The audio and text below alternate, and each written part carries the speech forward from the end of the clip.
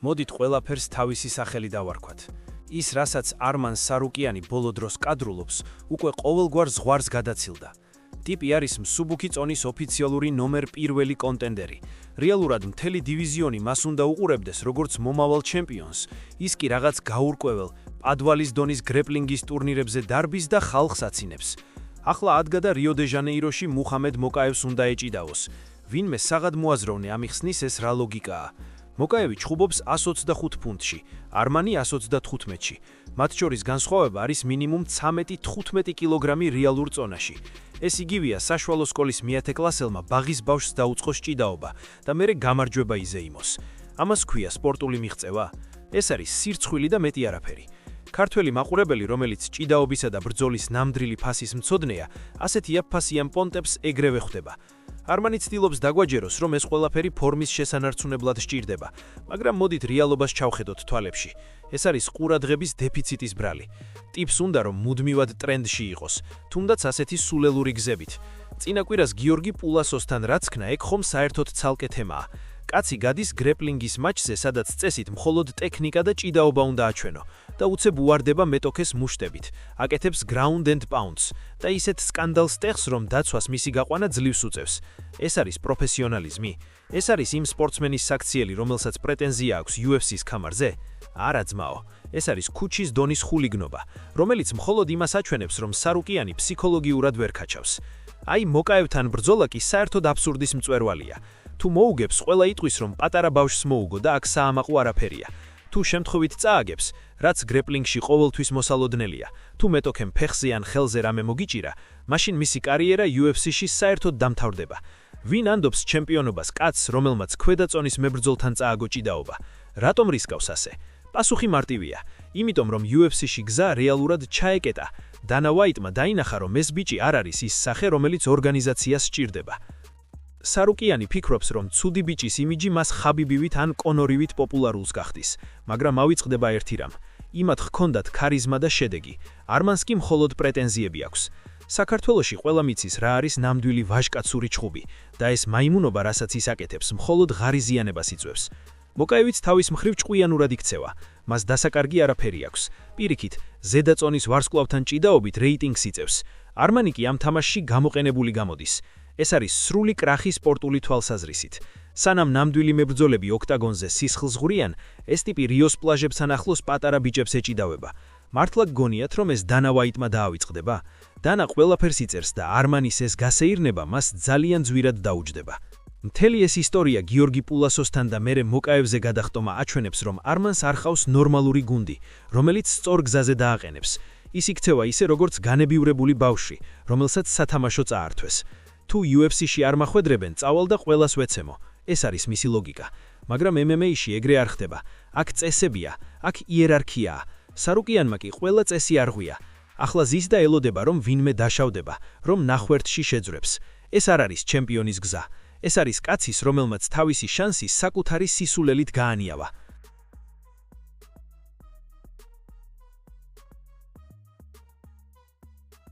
ახლა მოდით გადავიდეთ ყველაზე საინტერესო ნაწილზე. რა ხდება UFC-ს კულუარებში და რატომ აქვს დანა ვაიტს სარუკიანის სახელი ამოსული ყელში? პრესკონფერენციაზე, როცა დანას არმანზე კითხეს, მისი რეაქცია იყო ყველაფრის მთქმელი. ტიპს სახეზე ეტყობოდა, რომ სარუკიანი მისთვის გახდა ნამდვილი თავის ტკივილი. დანამ პირდაპირ ყოველგვარი დიპლომატიის გარეშე თქვა: მე არ ვარ აღფრთოვანებული არმანით, ბევრი მიზეზია, რასაც საჯაროდ ვერ ვიტყვიო. ხალხო, როცა UFC-ს პრეზიდენტი ასეთ რამეს ამბობს, ეს ნიშნავს, რომ სპორტსმენი შავ სიაშია. დანა ვაიტი არ არის ის კაცი, რომელიც წვრილმანებზე ბრაზდება. მან იცის ბიზნესი და იცის, ვინ მოაქვს ფული. სარუკიანი კი მისთვის გახდა არა აქტივი, არამედ პრობლემა. რატომ არის დანა ასე გაბრაზებული? მოდით ლოგიკურად ვიმსჯელოთ. UFC-ს აქვს თავისი დაუწერელი წესები. შენ შეიძლება იყო მაგარი მებრძოლი, მაგრამ თუ ორგანიზაციის იმიჯს აზიანებ და ზედმეტ პრეტენზიებს აცხადებ, შენთვის ადგილი აღარ რჩება. სარუკიანმა კი ყველა წითელი ხაზი გადაკვეთა. ის, რომ ტიპი გრეპლინგის ტურნირებზე დარბის და იქ ხულიგნობს, დანასთვის არის ნიშანი, რომ არმანი კონტროლს არ ექვემდებარება. დანა ვაიტს სჭირდება პროგნოზირებადი ვარსკვლავები, რომლებიც ასრულებენ კონტრაქტს და არ ქმნიან ზედმეტ სკანდალებს ოქტაგონის გარეთ. სარუტიანი კი იქცევა ისე თითქოს თვითონ იყოს ორგანიზაციის პატრონი. მისი ეს საყინულეში ყოფნა შემთხვევითი არ არის, ეს არის სასჯელი. დააკვირდით მათ პოლიტიკას. სანამ არმანი ბრაზილიაში მოკაევს ეთამაშება, UFC-მ უკვე დაგეგმა უდიდესი ივენთები მის გარეშე. ჩარლზ ოლივეირა და მაქს ჰოლოვეი BMF ტიტულისთვის ჩხუბობენ ტეთრ სახლში. ეს არის ისტორიული მომენტი, უზარმაზარი ფული და ყურადღება. სარუკიანი კი, რომელიც რეიტინგით პირველია, ამ ზეიმს ტელევიზორიდან უყურებს. დანამის უბრალოდ გვერდზე გაწია. ეს არის UFC-ს სტილი. მათ შეუძლიათ ნებისმიერი ვარსკვლავი გააქრონ, თუ ის ზედმეტად ბევრს მოინდომებს. დანასთვის სარუკიანი გახდა ტოქსიკური მებრძოლი. ის რომ არმანს არ აძლევენ ბრძოლებს აპრილში, მაისში და შესაძლოა ივნისშიც, არის პირდაპირი მესიჯი. შენ აქ არავინ გელოდება, სანამ ჭკუას არ ისწავლიო. ხშირად ამბობენ, რომ დანა უაითი უსამართლოა, მაგრამ ბიზნესში სამართლიანობა ფულით იზომება. სარუკიანი კი არ არის ისეთი ვარსკვლავი, რომლის გამოც დანა თვალს დახუჭავს მის სისულელეებზე. ის არ არის კონორ მაკგრეგორი და არც ხაბიბია. ის არის უბრალოდ კარგი მებრძოლი, რომელმაც თავი ძალიან დიდ ვინმედ წარმოიდგინა. საქართველოში ჩვენ კარგად ვიცით რა არის დისციპლინა და სპორტული ეთიკა. ილია თოფურია ნახეთ, ტიპი ლაპარაკობს, მაგრამ მერე გადის და საქმით ამტკიცებს, ორგანიზაციასთანაც სწორად მუშაობს. არმანი კი პირიქით აკეთებს, ყველას ეჩხუბება და მერე უკვირს, რატომ არ მაძლევენ ტიტულსო. ეს გაყინულის პერიოდი სარუკიანისთვის შესაძლოა ფატალური აღმოჩნდეს. MMA-ში ერთი წელიც კი დიდი დროა. სანამ ის ჰაიპის ტურნირებზე მოკაეც ეჭიდება, ახალგაზრდა მღელი რეიტინგში წინ მიიწევენ. დანა უაითი კი სიამოვნებით მისცევს შანსს სხვას, რომელიც უფრო დამჯერი და მომგებიანი იქნება. არმანი ფიქრობს, რომ მისი მამიკოს ფული და გავლენები UFC-შიც ჭრის, მაგრამ დანასთან ეგ ნომერი გადარდის. აქ სხვა თამაშია. დანა უაითმა პირდაპირ თქვა, რომ მას არ სურს იმ პრობლემებთან გამკლავება, რასაც სარუკიანი ქმნის. ეს არის წითელი ბარათი სპორტული კარიერისთვის.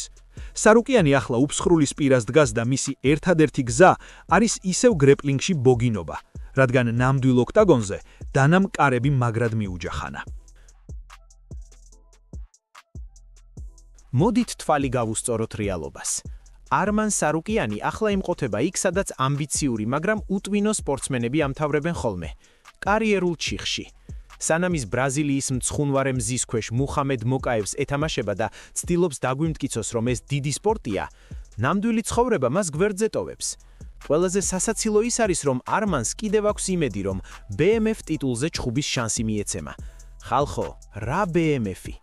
ვის გონია, რომ დანა უაითი ამ პრესტიჟულ კამარს და საპასუხისმგებლო ბრძოლას ანდობს კაცს, რომელიც გრეპლინგის მატჩებზე ქუჩის ხულიგანივით იქცევა? BMF-ი ეს არის ყველაზე მაგარი ნაბიჭურის ტიტული, მაგრამ ეს მაგრობა ნიშნავს ხასიათს, სიმტკიცეს და იმას, რომ ხალხს შენი ნახვა უხარია. სარუკიანი კი ხალხს კი არ უხარია, არამედ უკვე ღლით თავისი მუდმივი წუწუნით და სხვის ჩხუბებში ცხვირის ჩაყოფით. დააკვირდით სიტუაციას. ოლივეირა და ჰოლოვეი ემზადებიან ისტორიული ბრძოლისთვის. ისინი არიან ნამდვილი ვარსკვლავები. არმანი კი ზის და ელოდება, იქნებ ვინმე დაშავდეს, იქნებ ვინმეს ფეხი გადაუბრუნდეს, რომ მერე თვითონ შეხტეს ოქტაგონზე. ეს არის ჩემპიონობის პრეტენდენტის საქციელი? ეს არის შემცვლელი კაცის ფსიქოლოგია. ნამდვილი ჩემპიონი თავად ქმნის ამინდს. სარუკიანი კი ამინდის პროგნოზზეა დამოკიდებული. მისი ეს გრეპლინგის თავგადასავლები აჩვენებს, რომ მას აღარა აქვს გეგმა B. UFC მის დააპაუზა და მანაც სხვა გზა ვერ ნახა, გარდა იმისა, რომ თავისზე ორჯერ პატარა მოკაევს გადაეკიდოს. ეს ხომ აბსურდია. წარმოიდგინეთ, რომ მერაბ დვალიშვილს ან ილია თოფურიას ეკადრებინათ ასეთი რამ, ქვედაწონის მებრძოლისთვის ჭიდაობის დაწყება მხოლოდ იმიტომ, რომ ყურადღება მიიქციონ. არა ძმაო, ჩვენი ბიჩები ღირსებით მიდიან მწვერვალისკენ. არმანმა კი ღირსება სადღაც გზაში დაკარგა, როცა ჩხუბის ნაცვლად ინტრიგების ხლართვა დაიწყო. დანა უაითმა პირდაპირ მიანიშნა, რომ სარუკიანი მარტში, აპრილში და მაისშიც დასვენებული იქნება. ეს ნიშნავს, რომ მისი საუკეთესო წლები უბრალოდ იკარგება. სპორტსმენისთვის, რომლის მთავარი იარაღი ფიზიკური კონდიციებია, ასეთი პაუზა დამღუპველია. სანამ ის მოკაევს ეჭიდავება, დივიზიონის სხვა წევრები იზრდებიან, ვითარდებიან და ახალ გულშემატკივრებს იძენენ. სარუკიანი კი რჩება იმავე ადგილას, თავისი ძველი ბიფებით და დანა უაიტისადმი უაზრო პრეტენზიებით. საბოლოო ჯამში ჩვენ ვხედავთ სპორტსმენს, რომელმაც ვერ გაიგო მთავარი. UFC არ არის მხოლოდ ჩხუბი, ეს არის პოლიტიკა, ბიზნესი და ურთიერთობები. სარუკიანმა კი ყველა ეს ხიდი დაწვა. ახლა ის მხოლოდ გრეპლინგის მეფეა პატარა ბიჭებს შორის, მაგრამ ოქტაგონის დიდი სამყარო მასთვის დაიკეტა. საქართველოში ჩვენ ვიცით, როგორ მთავრდება ასეთი ისტორიები. დავიწყებით. მალე არავის ეხსოვნება მისი რეიტინგი, რადგან ხალხს ახსოვს ბრძოლები და არა სკანდალები პრესკონფერენციებზე. არმან სარუკიანი თავისი კარიერას საკუთარ ხელით მარხავს და მოკაევთან ბრძოლა იქნება მხოლოდ კიდევ ერთი ლურსმანი მისი კარიერულ კობოში.